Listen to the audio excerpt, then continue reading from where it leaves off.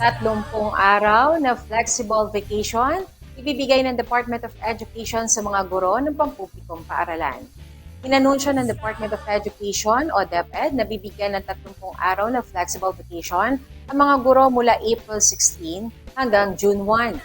Batay sa Department Order No. 9, Series of 2025 ng DepEd, papayagan ng mga guro sa pampublikong paaralan na magamit ang kanilang mga araw ng bakasyon sa magkakasunod o staggered basis.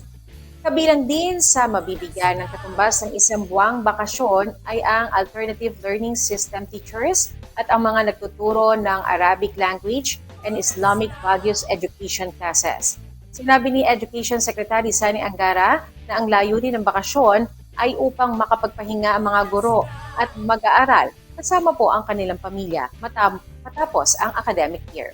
Ang kautosang ito ay bahagi ng mga hakbang ng administrasyon ni Pangulong Ferdinand R. Marcos Jr. upang mapabuti ang work-life balance ng mga guro. Sa ilalim naman ng DO9, hindi obligadong lumahok ang mga guro sa anumang aktibidad kaugnay sa Performance Management Evaluation System. Kung pipiliin namang dumalo ng mga guro, bibigyan sila ng karagdagang vacation service credits bukod pa po sa 30 araw na bakasyon. Papayagan din ng ahensya ang mga guro na makilahok sa mga aktibidad sa May 2025 elections and sports events sa kasagsagan ng kanilang bakasyon.